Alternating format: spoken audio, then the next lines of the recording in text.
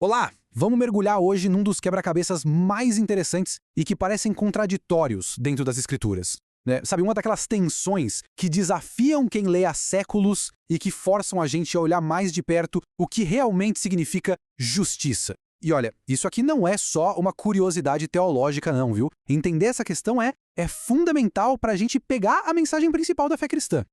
Vamos direto ao ponto, sem rodeios. De um lado, a gente tem o apóstolo Paulo, em Romanos, com uma frase que soa como um veredito final. Não há um justo, nenhum sequer. É categórico, né? Parece que não tem exceção. Só que aí, do outro lado, a Bíblia inteira está cheia de uma afirmação totalmente diferente, como essa aqui do Salmo 146. O Senhor ama os justos. E isso se repete várias vezes. Personagens como Noé, Abraão, Jó, todos chamados de justos. Então como é que fica? Se não existe ninguém justo, quem é que Deus ama? Será que a Bíblia está falando de um grupo de pessoas que nem existe? E isso leva a gente, claro, para a pergunta que vai guiar toda a nossa conversa. A Bíblia estaria se contradizendo? Ou será que tem alguma chave, algum contexto que a gente está perdendo que faz essas duas ideias se encaixarem perfeitamente? Para achar a resposta, não dá para ficar só na superfície. A gente vai ter que virar uma espécie de detetive textual, seguindo as pistas que estão no próprio texto. E a nossa primeira parada nessa investigação, como em todo bom trabalho de detetive, é o quê? Rastrear a evidência. Essa frase do Paulo em Romanos 3,10, ela não apareceu do nada. Para resolver o quebra-cabeça, a gente precisa primeiro descobrir de onde ela veio. De onde exatamente o Paulo tirou essa ideia tão forte.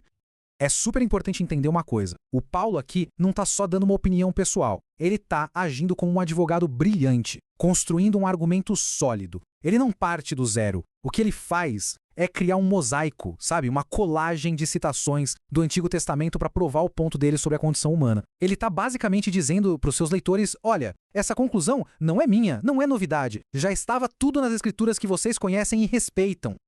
E que colagem, hein? O Paulo está citando de cabeça, criando o que os especialistas chamam de catena, ou seja, uma corrente de citações. Ele junta pedaços do Salmo 14, do 53, do Salmo 5, do 140 e até do profeta Isaías. É como se ele estivesse tecendo uma tapeçaria de textos para mostrar que a ideia do pecado humano não é algo novo, mas um tema que percorre toda a Escritura. Só que no meio de toda essa mistura tem uma fonte que é a principal, a origem da nossa frase, e por isso a chave para desvendar o mistério todo. A fonte número 1 para a frase "não há ninguém que faça o bem", que o Paulo adapta para "não há um justo", é o Salmo 14. E é aqui que a gente chega na pergunta mais importante de toda essa análise, a pergunta que vira o jogo. Quem está falando no Salmo 14? Saber quem é o dono da voz muda tudo. O contexto nesse caso não é só importante, ele é a resposta. E agora chegamos no ponto de virada da nossa investigação. A gente vai descobrir a voz por trás dessas palavras. A voz do nécio. Porque, como a gente vai ver, identificar quem está falando aqui, bom, isso realmente muda tudo. Mas antes de mostrar a citação, a gente precisa entender essa palavra, nécio. No hebraico original, a palavra é nabal. E isso não tem nada a ver com ser burro ou ter falta de inteligência, tá? No contexto da Bíblia, nécio é alguém com uma profunda impiedade moral e espiritual.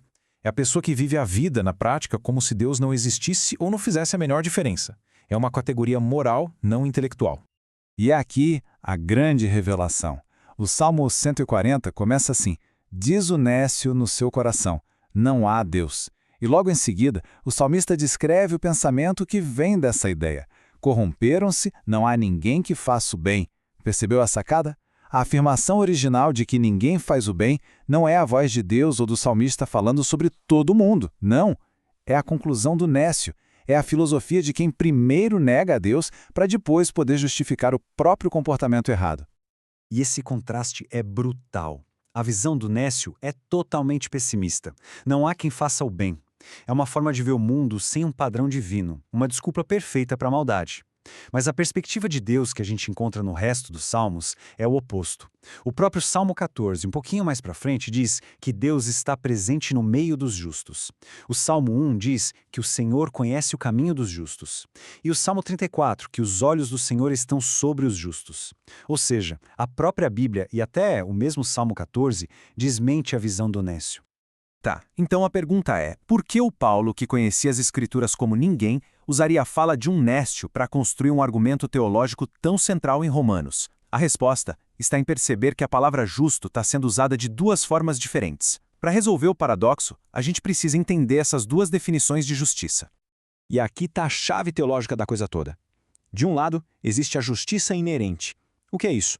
Perfeição absoluta, zero pecado.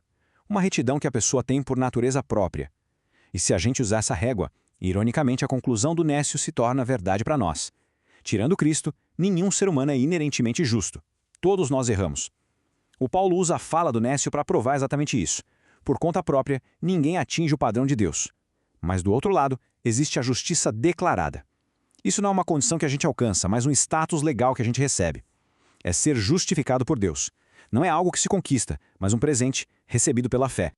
Então, o ponto central é esse. A verdade da Bíblia não é que a gente é justo por mérito próprio, mas que a gente é declarado justo, ou seja, justificado pela fé em Cristo. O Paulo, de forma genial, usa a fala do Nécio para zerar o placar, para mostrar que por conta própria ninguém se qualifica. Isso acaba com qualquer tipo de arrogância humana e abre o caminho para a solução do Evangelho, a justiça que vem de Deus como um presente. Ok, isso tudo nos leva a uma pergunta bem prática. Se a justiça que a Bíblia tanto fala é um status que a gente recebe e não perfeição moral, o que significa viver como uma pessoa justificada? Como é no dia a dia a vida de alguém que as Escrituras chamam de justo, mesmo sabendo que essa pessoa tem falhas? A palavra-chave aqui é íntegro. E integridade na Bíblia não é ser perfeito, não é nunca errar. É ter um coração inteiro que, quando erra, não tenta esconder ou dar desculpa. Pelo contrário, reconhece a falha, se arrepende e muda de direção, voltando para Deus. A questão não é se a pessoa vai cair, mas como ela se levanta depois da queda. É uma postura de honestidade e arrependimento constante. Um exemplo perfeito disso é a história de Saul e Davi, os dois primeiros reis de Israel. O rei Saul desobedece a Deus e quando o profeta Samuel chega para confrontá-lo, o que ele faz? Dá desculpa, bota a culpa nos outros e, por puro orgulho, não admite o erro. Já o Davi, ele comete pecados terríveis, adultério, assassinato, mas quando o profeta Natã o confronta, a resposta dele é completamente diferente. Ele na hora reconhece o erro, se humilha e se arrepende de verdade, como a gente vê lá no Salmo 51. A diferença não está em errar ou não, mas na resposta ao erro. Isso é integridade. Resumindo, a pessoa justa de que a Bíblia fala, aquela que Deus ama e cuida, não é quem nunca tropeça. É alguém que foi declarado justo por Deus pela fé e por causa disso vive uma vida de integridade, uma vida de constante retorno a Deus depois de cada falha. A justiça bíblica é muito mais uma direção, um caminho, do que um histórico perfeito de acertos. Certo, então agora vamos juntar todas as peças. Com tudo isso em mãos, a origem da citação, os dois tipos de justiça e a ideia de integridade, a gente pode finalmente resolver aquele paradoxo do começo. Vamos resumir a solução em 5 passos bem lógicos. Primeiro, a frase de Paulo em Romanos é uma citação. Segundo, quem falou originalmente no Salmo 14 é o Nécio. Terceiro, Paulo usa essa citação para mostrar que a gente não tem nenhuma justiça inerente própria. Quarto, a Bíblia, ao mesmo tempo, afirma que existem aqueles que são declarados justos por Deus através da fé. E por último, essas pessoas justificadas vivem uma vida de integridade, não de perfeição. Ou seja, o justo da Bíblia não é aquele que consegue ser perfeito sozinho, mas sim aquele que é declarado justo, justificado por Deus. A contradição, que parecia tão grande, na verdade, não revela um erro no texto.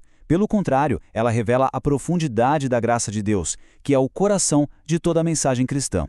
Isso nos deixa com uma última reflexão, que vai além da teologia e entra na nossa vida. Se a justiça, essa aceitação diante de Deus, é um presente e não algo que a gente conquista, como isso poderia mudar o jeito que uma pessoa encara o sucesso e o fracasso? Como isso afeta o orgulho quando se acerta e o desespero quando se erra? É uma pergunta que, com certeza, vale a pena pensar a respeito.